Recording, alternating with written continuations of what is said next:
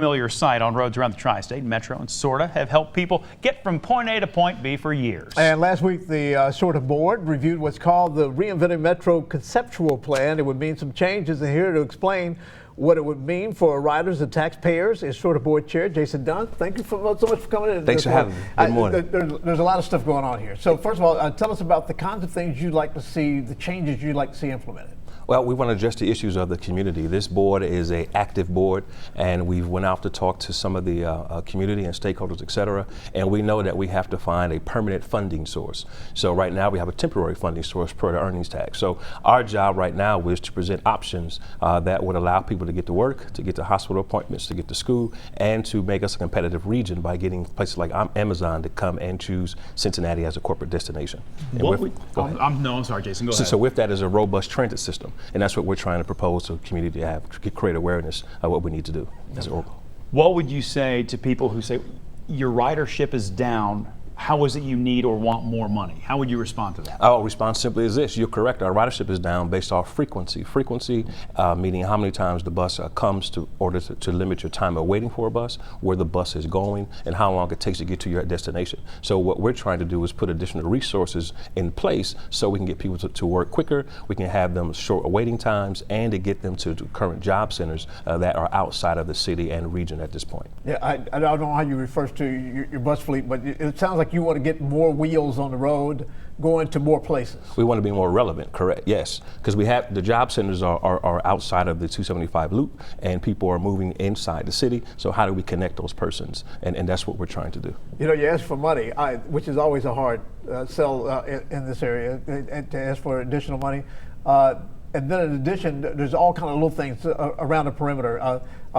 SORTA's management of the Cincinnati Bell Connector, and some other things, as Bob noted, what is perceived to be a drop in ridership and that sort of thing.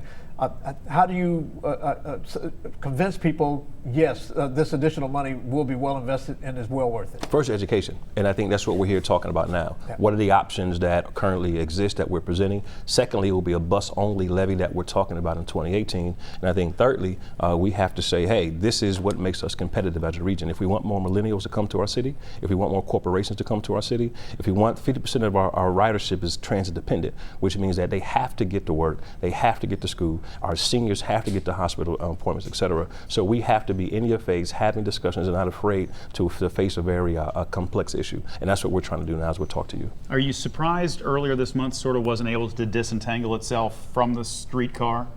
No, I think that was to be direct, that was an attempt to pretty much separate the perceptions that SORTA and the bus system and streetcar are intertwined, which they are, but they're totally different funding sources. So the perception was that if we can disentangle ourselves from the bus system with SORTA, that county voters would be okay with saying we support the transit system. But we were deliberate in saying it is a bus only levy, so there is no intertwining of funds. And secondly, I believe that it'll be more of a distraction if we were to do that at this point without having a clear plan, clear understanding, and educating the community on what we need to do and how to move forward. And that's what we're doing today. I always learn that you tell them, you explain it, then you tell them again. Yes, sir. You have to do that. What is your plan for getting the message out to people about what this funding would be used for and how it's to benefit the community? Will there be places where people can come and exchange with you and the SORTA board? The short answer is yes. We invite anybody to come to the third Tuesday at 9 o'clock a.m. at 601 Main Street, which is where the board meetings are coming. You can also go to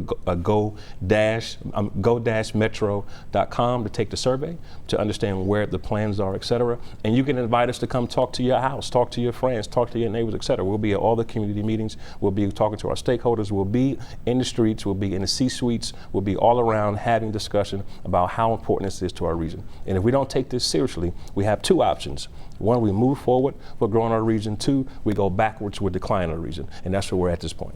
All right. Important questions to be answered. Thank you, Jason. Thank you very much. We appreciate it. Thank you. We'll be right back.